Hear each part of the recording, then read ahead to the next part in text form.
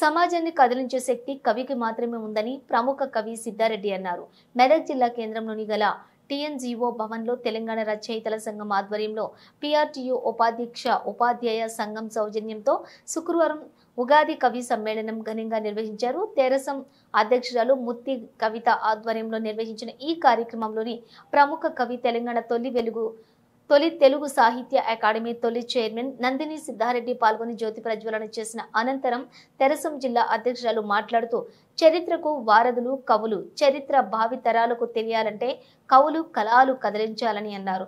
తెరసం రాష్ట్ర అధ్యక్షులు నాళేశ్వరం శంకర్ మాట్లాడుతూ గత ఏడాది సంతోషాలతో పాటుగా బాధలు కూడా మిగిల్చింది. కొన్ని చోట్ల మనుషులపై మూత్రం పోసిన వారి కాళ్లకు పూలు చెల్లటం సిగ్గుచేటని అన్నారు.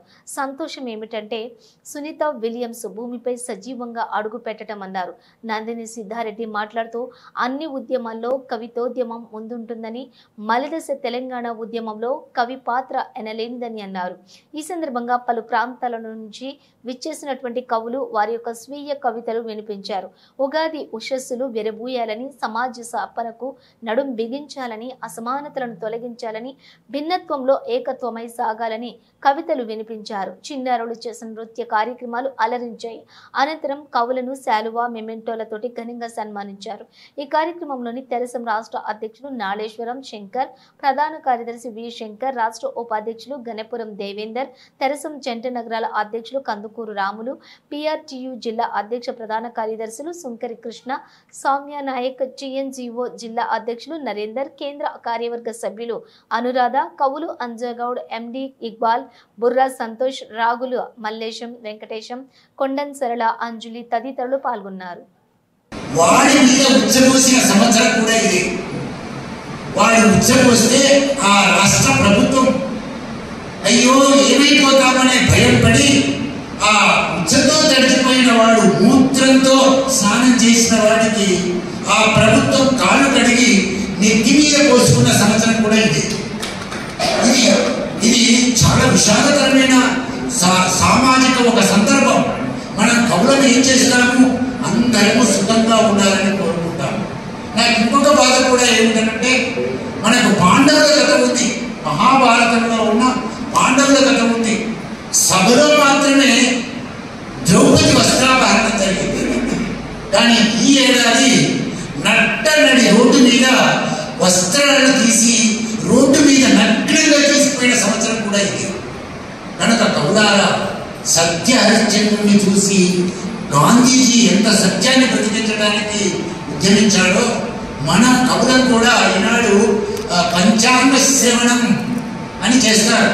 మనము సామాజిక శ్రవణం చేయాల్సిన సందర్భంలో మనం ఉన్నామని మాత్రము నేను మీకు మనవి చేస్తున్నాను. మనకెంత ఆనందాన్ని ఇచ్చేదో కానీ మనకున్న సంస్కృతిలో భాగంగా మనము పచ్చడి తప్పనిసరిగా స్వీకరిస్తాం. పచ్చడిలో ఒక రకమైనదే లేదు. తీపి ఉంది, కారం ఉంది, పులుపు ఉంది, ఒగరు ఉంది, అనేక రకాలైన కొత్త వాటితో మనం తయారు చేసుకున్న రుచి మన సాంస్కృతిక జీవితానికి తొలిసారిగా ఆహ్వానించే పచ్చడి. కానీ ప్రతి ఏటా 2 సంవత్సరాలు వస్తాయి. ఒక సంవత్సరమే ఉండదు, నూతన సంవత్సరం. 2 నూతన సంవత్సరాలు వస్తాయి. ఒకటి ప్రపంచవ్యాప్తంగా ఉన్న జనవరి 1 వస్తుంది.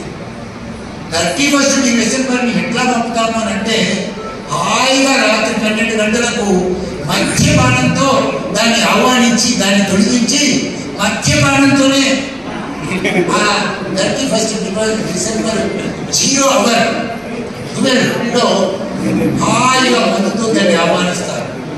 కనుక మనలో 2 సంస్కృతులు ఉన్నాయన్నమాట. ఒక సంస్కృతి ఏమిటంటే మద్యంతో ఆహ్వానించే సంస్కృతి, ఒక సంస్కృతి ఏమిటంటే పచ్చడితో ఆహ్వానించే సంస్కృతి. ఈ 2 సంస్కృతుల మధ్య మనం ఏ సంస్కృతి వాళ్ళము అని అంటే ఒకటి కాసేపు అద్దావుతాం సార్, కాసేపు గిద్దావుతాం అనేది భారతదేశ సంస్కృతిగా మారుతుంది. ఈ రెండింటికి కనుక మనం రక్షించుకోవాల్సినది ఏమిటంటే తెలంగాణ తెచ్చుకున్నాం, నీళ్లు నిధులు నియామకాలు అన్నాం.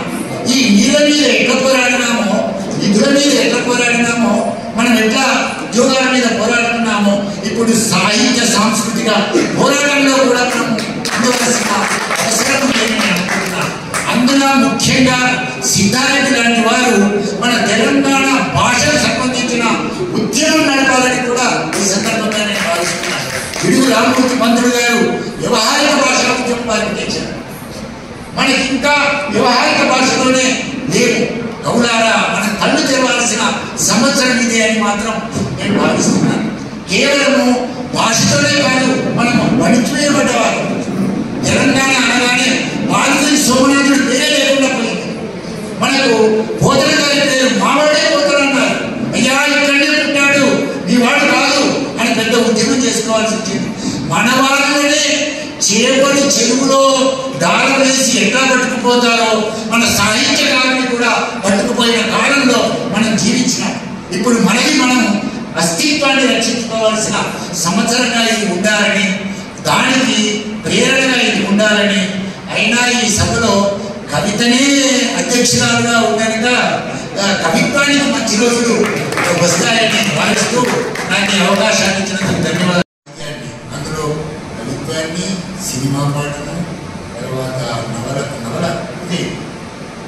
కథను చాలా ప్రసిద్ధిగా వ్రాశారు. ఈ మధ్య ఇంకా మీరు చదివారో లేదో, రేపో మాపో రాబోతుంది. బంగారం కథలలో ఉండే జీవ భాష, చాలా అద్భుతమైన భాషలో గ్రంథం వచ్చింది. ఆవిష్కరణ కనుక మన సజీవమైన మన తెలంగాణ భాషకు ఆ గ్రంథం అస్తిత్వాన్ని తెచ్చిపెట్టే కవి. అలాగే కాటగడ్డ దయానంద్ గారు నిజకు జ్ఞాపకాలను వెలబోసినాడు. ఆయన మంచి కవి, కథకుడు కూడా. అలాగే కందుకూరి శ్రీరాముడు మా తెలంగాణ రచయితల సంఘంలో నగరాల శాఖలో అధ్యక్షుడు. అంతేకాకుండా ఒక మంచి కవి. తర్వాత స్నేహితుడి వారు అన్నట్టుగా రన్నింగ్ కామెంటరీ, ఏబీపీఏ రన్నింగ్ కామెంటరీ లాగానే మా కౌన్సిల్ కామెంటరీ కూడా అందరూ వింటూ ఉంటారు. వారితో పాటు సంపూర్తి గారు, అనురాధ గారు, మిగతా మిత్రుడు. ఈరోజు నాకు చాలా ఆనందంగా ఉంది. ప్రధానంగా ఆనందం కలగడానికి ఈఆర్టీయు మాతో అనుబంధం ఉగాది పచ్చడితోనూ ఆత్మీయతను పంచుకోవడానికి ఉండడము. అందున మొట్టమొదటి గాంధీ గారు ప్రధానంగా హరిశ్చంద్ర నాటకాన్ని చూసిన తర్వాతనే ఈ దేశానికి ప్రారంభించాడు ఉద్యమాన్ని. కనుక సాహిత్యమే మూలము అని వారు చెప్పారు. అలాగే పడిపోతున్న సంస్కృతిని కాపాడుకోవాలని అనురాధ గారు కవిత ద్వారా కూడా స్పష్టం చేశారు. ఈ సందర్భంగా నేను ఒక 4 మాటలు చెప్తాను. అందరి తర్వాత నాకు అవకాశం ఇస్తే నేను ఒక కవిత చదువుతాను. ఇప్పుడు మాత్రం 4 మాటలు మాట్లాడదామని అనుకుంటున్నాను. ఇది నా జీవితంలో 2వ సారి వచ్చిన ఉగాది. ప్రతి 60 సంవత్సరాలకు ఒకసారి పేరు మార్చుకుంటూ వస్తూ ఉంటాయి. నాకు 75 వచ్చినాయి కనుక నేను చూడలేదు, నాకు తెలియదు. కానీ ఇప్పుడు మాత్రం ఈ ఉగాది రోజు నిలబడి దాన్ని ఆహ్వానిస్తున్నందుకు నేను చాలా గర్వపడుతున్నాను. మా శ్రీరాములు గారు పోయిన ఉగాది మీద కొంత కోపాన్ని ప్రదర్శించారు కవిత్వంలో. నిజమే, అది ఆనందాన్ని కూడా ఇచ్చింది. ఇంకా పోలేదు, పోయిందని లేదు, పోలేదు, పోతుంది. పోయే సమయంలోనే నాకు అది గొప్ప ఆనందాన్ని ఇచ్చి ముందు చెప్తాను. అది ఎట్లా ఉండాలో చెప్తారు. విద్యార్థులు ఏవో బూతులు మాట్లాడారు. ఉస్మానియా యూనివర్సిటీలో విద్యార్థుల మీద ఒక నిషేధాజ్ఞలు పెట్టి ఒక జీవో సర్క్యులర్ విడుదల చేశారు. ఆ సర్క్యులర్లో 5 అంశాలు ఉంటే 5వ అంశం ఏంటిదంటే విద్యార్థులు బూతులు మాట్లాడకూడదు. విద్యార్థులు మాట్లాడకూడదు అనడం నాకు కూడా నచ్చింది, బాగానే ఉంది. కానీ రాజకీయ నాయకులు మాట్లాడవచ్చా? మీరు అసెంబ్లీలో నిలబడి మాట్లాడుతున్నారు, దాని సంగతి ఏంటి? అసెంబ్లీలో నిలబడి ఏమి పడితే మాట్లాడేటటువంటి వాళ్ళను ఎవరో ఒకరు అడగాలన్నా వద్దా? ఎవరు అడగాలి? అనేక కారణాల వల్ల ఉద్యోగస్తులు అడగలేదు, అనేక కారణాల వల్ల వ్యాపారస్తులు అడగలేదు, అనేక కారణాల అనేక వృత్తుల వాళ్ళు అడగలేదు. ఎవరు అడుగుతారే? కవులే అడుగుతారు. కవులకున్న ధైర్యం ఇంకెవరికి లేదు. కవులు ఏంటి అంటే అన్ఎక్నాలెడ్జ్డ్ లెజిస్లేటర్స్ అన్నాడు చెడి. కవులు ఎన్నుకోబడని శాసనకర్తలు, వాళ్ళకి చట్టసభల్లో ఉంటారు. చట్టసభల్లో కూడా బూతులు మాట్లాడుతుంటే చెప్పగలిగే చట్టసభ ఇది కవి సమ్మేళనం జరుగుతున్న ఈ ప్రదేశమే, ఇదే చట్టసభ. ఇక్కడ ఎన్నుకోబడినటువంటి శాసనకర్త కవులే. కాబట్టి వీళ్ళు చెప్తారు జాగ్రత్త, మిమ్మల్ని చూస్తున్నారు జాగ్రత్త. మీరు సంస్కారం నేర్చుకోండి, మంచిగా నైతికంగా చాలా మంచి విలువలతో జీవించండి. సమాజానికి మీరు ఆదర్శం కావాలంటే మీరు నైతికంగా మంచి విలువలతో మీరు జీవించాలి. ఆ విలువలతో జీవించమని చెప్పగలిగినటువంటి శక్తి కవులకే ఉంటుంది. కనుక కవి సమ్మేళనాలు జరగాలి, ఉగాది కవి సమ్మేళనాలు కూడా జరగాలి, అనేక కవి సమ్మేళనాలు జరగాలి. ఆ జరిగినటువంటి ప్రతి కవి సమ్మేళనం, ప్రతి కవి యొక్క వాక్, ఎవడాపులు కవి వాక్కులు కవి రూపులు. నారాయణ రెడ్డి గారు ఎవడాపులు కవి వాక్కులు రవి రూపులు అన్నాడు. సూర్యుడి యొక్క కిరణాన్ని ఆపే శక్తి ఎవరికి లేదంటే కవి యొక్క మాటను కూడా ఆపగలిగేటటువంటి శక్తి ఎవరికి లేదు అనేటువంటి విషయాన్ని చెప్పాల్సిన అవసరం. కాబట్టి కవికి ఆ స్వాతంత్రం ఉంది. ఎవరిచ్చారనేది ఆ స్వాతంత్రం ఎవ్వరు ఎవరికి ఇవ్వరు. ఈ సమాజం గౌరవించి కవికి అందించినటువంటి గొప్ప విలువ స్వేచ్ఛ స్వాతంత్రంగా తీసుకుంటాడు, మాట్లాడతాడు, చెబుతాడు, సంస్కరిస్తాడు. ఆ సంస్కరించడంలో భాగంగా సంఘం ఈ కవి సమ్మేళనం, ఉగాది కవి సమ్మేళనం నిర్వహిస్తున్నది.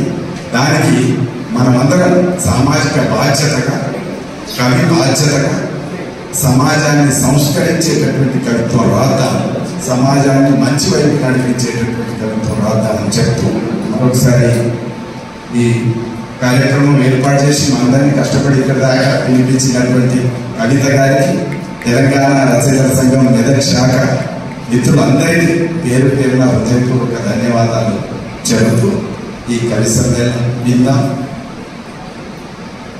దీంతో స్ఫూర్తి పొందుదాం. నమస్తే.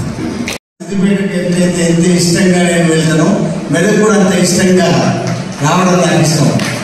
మొన్ననే గోపాలరెడ్డి సార్ సభ కాలేజీ జరిపారు, అప్పుడు కూడా నిలిచాను. ముఖ్యంగా మా గురువు గారు డాక్టర్ శ్రీనారాయణ రెడ్డికి పెద్ద గ్లామర్ ఉంది. ఆయన సభకు వచ్చినా ఎక్కడైనా మాట్లాడుతున్నా చుట్టూ జనం తెలియవాళ్ళు. ఇప్పుడు అంత గ్లామర్ సంపాదించుకున్న వ్యక్తి మన అందిస్తారు గారు. నేను నిజానికి 50 ఏళ్ళ పరిచయం నేను చూస్తున్నా. అంత గ్లామర్ సంపాదించుకోవడము నిజానికి చాలా గొప్ప విషయం. ఇంతమంది ప్రోగయ్యారు, దీనికోసం ఇంత అద్భుతంగా డాన్స్ చేశారు పిల్లలు. ఆ పిల్లల్లో కళ్ళల్లో ఆనందం కనిపించింది. కలవడం అనేది చాలా ఇంపార్టెంట్. కలిస్తే పేరు ఉగాది కవి సమ్మేళనమే, నేను కలవడం చాలా గొప్పది. నిన్ననే మనం పోదామంటే నేను తప్పకుండా, నాకు వెళ్దామనేది నేను ఎప్పుడు కానీ వెనుక చేయను. మనం వెళ్దాము, ఎక్కడ కలవడం, ఆ కలవడం చాలా ఇంపార్టెంట్. అది ఇందాక వస్తూ నేను వచ్చే ముందు ఫోన్ చేశాను మా మిత్రుడు. నేను తను ఇద్దరము మన కుక్కుడుపల్లిలో మేము కలిసి, నేను టీచర్గా చేశాను, తను పోస్ట్ మాస్టర్గా చేశాను. అంతకంటే ముందు మెదకు చరిత్ర చెప్పాడు, తను మెదకు అనే పుస్తకం రాశాడు. అట్లా మేము రావడము ఇట్లా జరగడం అది చాలా సంతోషం. నేను ఈ సందర్భంగా ఒక కవిత చదువుతాను.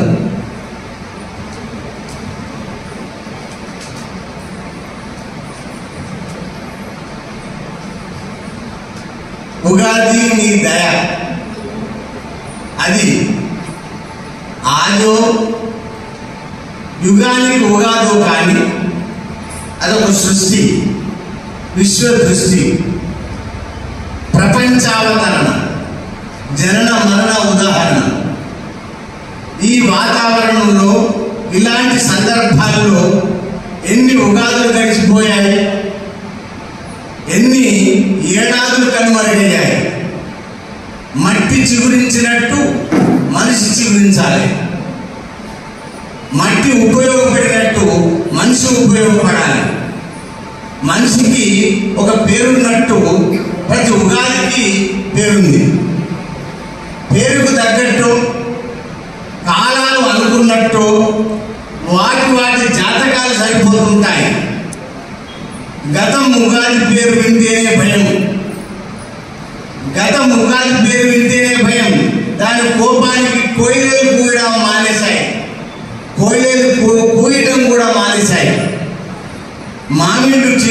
సంవత్సరం ఆపేశాయి. ఉగాది పచ్చడి రుచి పచ్చి లేకుండా పోయింది. ఉగాదులు అంటే మాకు ఊళ్ళూరే విందు భోజనాలు కావాలి. ఉగాదులు అంటే మాకు ఆకాశం చెట్టు కట్టిన ఉయ్యాల మేఘాల మీద ఊగి తూగే విన్యాసాలు. ఉగాదులంటే అరల రైళ్లు సముద్రం మీద దూర దూర తీరాల వీరా విహారాలు. నువ్విప్పుడేమో కొత్త ఉగాదివి, పేరేమో విశ్వావసుని. నువ్విప్పుడేమో కొత్త ఉగాదివి, పేరేమో విశ్వావసుని. నిన్ను మేము విశ్వాసంతో నమ్ముతున్నాము. దేవతలన్నా గంధర్వులన్నా దయామయుడు కదా, నీకు ఒక గంధర్వుడి పేరు పెట్టారట. నీ పుట్టుకతో భూమి సరికొత్తగా పుంజుకోబోతుందట. విశ్వావసు, విశ్వంతో నిన్ను విడదీయలేం కానీ నువ్వు ఒక ధాతువు, ధర్మధాతువు కావాలని కోరుకుంటున్నాం.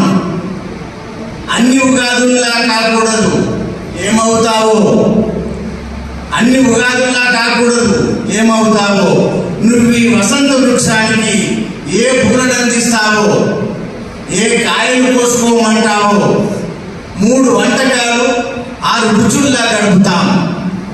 ప్రతి పూట కృష్ణాన్న భోజనం చేస్తూ అన్నదాత సుఖీభావ అంటాం.